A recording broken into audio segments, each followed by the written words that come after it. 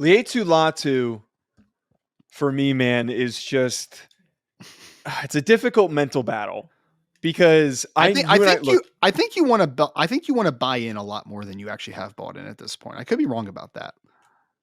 Okay, Yeah. here's my thing with him. You and I have talked about him a lot, like just like in our personal text messages in from the summer to when we did the scouting report episode or the ranking episode on him. You and I talk a lot about him because he's going Yep. to be a very polarizing name throughout this whole process He because is. Yep. he has the production, he has a lot of some of the traits that you look for.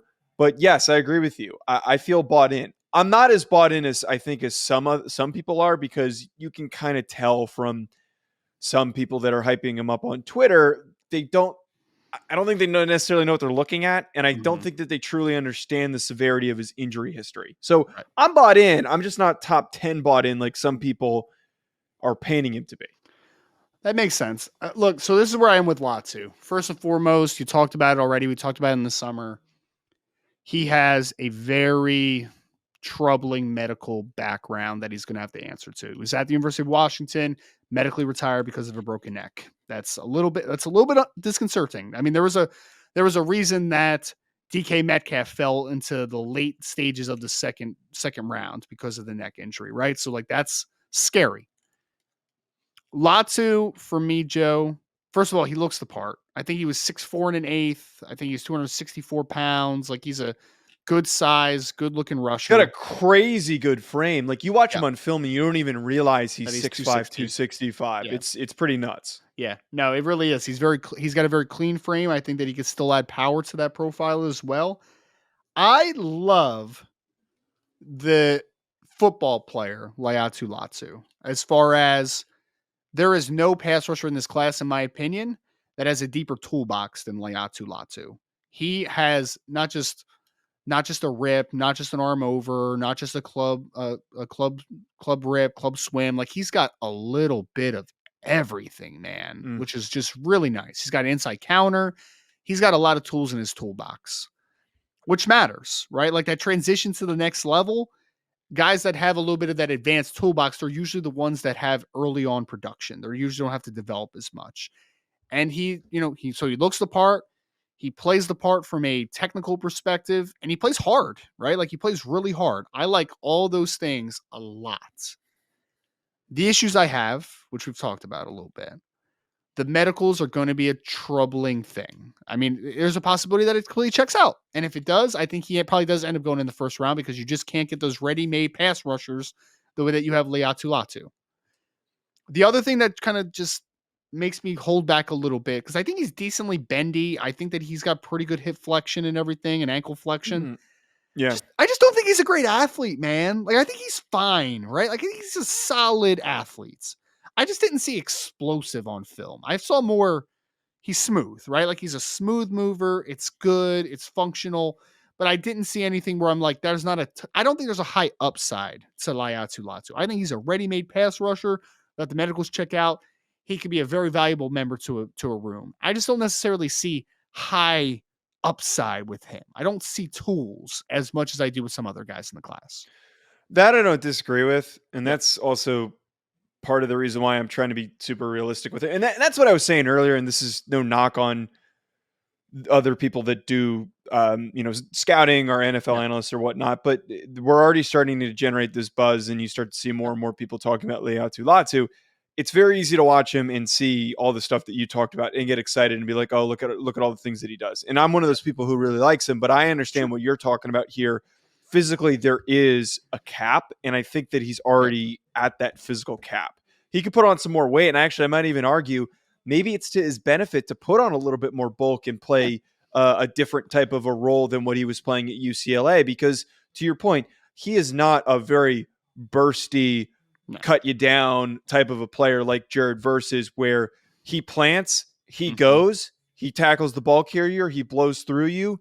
Latu doesn't have that. But what you just talked about there, what makes Latu valuable as a mid to late first round pick for a team that already has a built out pass rush unit. This isn't he's not for a team that's starting from scratch. This isn't like the situation with the Lions when they drafted Aiden Hutchinson or the Giants when they drafted Kayvon Thibodeau. It's nothing like that. Sure. This is a circumstance where You've got a couple bodies. The cliche that's going to get brought up are the 49ers or the Ravens are the ones that are going to get brought up. You're getting somebody who's extremely savvy. He's very creative as a pass rusher. He's got tons of moves.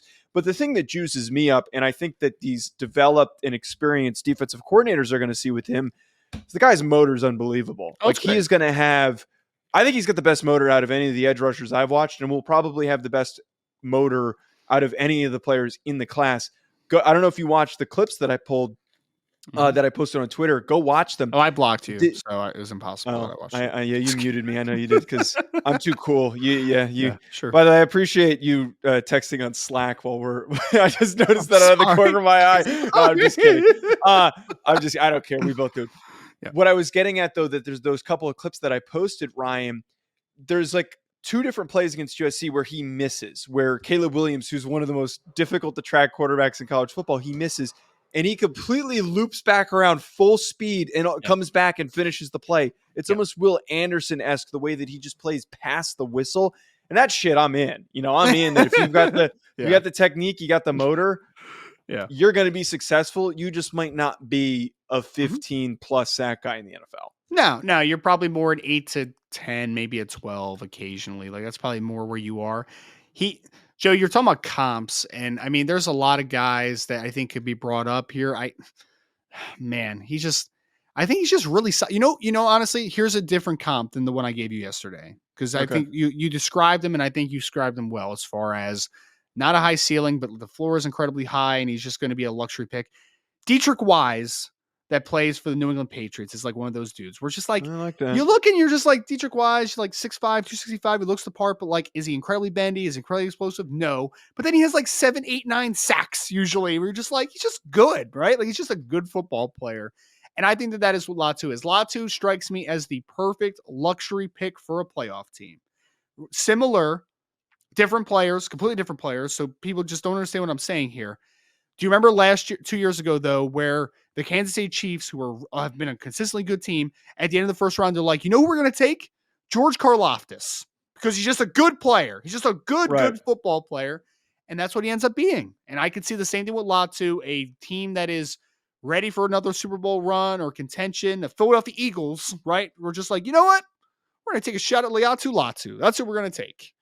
But what you're talking about here, like I look at some of these teams that are picking in the back 20, like the Detroit Lions or somebody maybe that could opposite work of Aiden out. Hutchinson and right. The Dallas Cowboys, like DeMarcus Lawrence is on the end of his career, so maybe that's a total luxury pick just to add him to the mix, and that would be frustrating as hell, having an athletic freak and then the technically sound, monster that Latu is to pair them off of one another would be nice. So difficult to deal with. Nice. I don't know why. I feel like it's so cliche when you get these productive college linebackers. It's so easy to just go Baltimore Raven. You're a Baltimore Raven. Right. Yeah. No, it makes sense, man.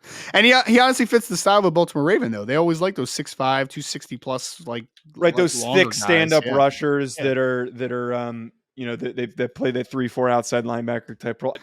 Final thoughts on Latu though before we wrap this up. I think that again, there's situation won't matter as much for him, in my opinion. There's some players every year that you're like they are going to sink or swim depending on the situation that they are drafted into. Latu's a very safe football player. I could see him going to a team and helping pass rush significantly early on, whether they are a bottom dweller or whether they are a playoff contender. But I do think that he is most advantageous to a playoff contender that can take a little bit of a luxury pick and taking a guy that doesn't have the highest ceiling in the world, but is just going to be a good pass rusher on the NFL. That's my thoughts. It's kind of like, and you said this with Karlaftis, it's kind of like Felix Nzuko Odama, or however you say it. Enudike Uzama. Yep. It's kind of like that where everyone's like, what the hell? Why did he get picked there? But, there's traits, there's capability for him. And he was pretty productive in college. So it's like, I get it. He's just rotational. And then when some of these guys end up drifting off and going to other teams, you already have, that depth available. So we'll see what ends up happening with Latu. Next position group, what do you think we should do? What did we do last week? I don't remember what we did last week. We did receivers. I think we did receivers. I want to do corner. We should do corners. I watched McKinstry and Nate Wiggins. I like Nate Wiggins. We're going to end up Nate getting Wiggins him. Is good, man. He's a good player, yeah. He might be CB1, man. He was CB1 in my first mock draft. So, yeah. I'm there. I'm Ah. there. Over Kalen King, man. I love Kalen King too, but yeah. Kalen King had a rough year. We're going to break all He had a that rough down. game against And Ohio State. He didn't have a rough year. no, Anyway, I mean, dude, he had a couple shoddy games. I know, just like Joel is inconsistent or All whatever you said, right. right? Yeah. Wait. Okay. What? Wait. Let's What? be real. Oh, here we go. What? He wasn't. You and I had this conversation over text. He Yes. wasn't the same level of consistent as he was last year. I And he's still disagree. a top I 5 disagree. pick, dude. I disagree with that. I disagree. I think he was I as consistent on a worse offensive line this year. And I also think he was better in the run game than he was last year. Way better. I think that physically you saw him developed way more. Like his lower half, and I said this coming into the season, he needed to add more to his arms and he Yep. needed to add more to his ass. And boy, did He's he. built like an NFL guy now. Like he is Yep. really feels like he is built and has the frame to play in the NFL. I don't have any more concerns about that. And you saw it show up in a lot of instances. Yep. I just thought there were a couple times where I felt like when I watched him the year prior, he never got beat. And I feel like there were a couple times against Duke and against Louisville where he got beat. Joe, he got tripped by his offensive guard against Louisville. Stop That's using not what Louisville as the example. I'm not talking about that. Whatever. Yeah. All right, at Joe DeLeone at Rising Draft. We'll never agree. Enjoy the rest of your week, folks. We'll be back with more. BetOnline remains your top spot for all of your live betting action and contests. NFL, college football, UFC, NHL are all in full swing. BetOnline is your number one source for wagering news, odds, trends, and predictions with both desktop and mobile access at any time. Head to BetOnline today and use promo code BELIEVE, that's BLEAV, for 50% off your first deposit. That is a 50% welcome bonus. BetOnline, where the game starts.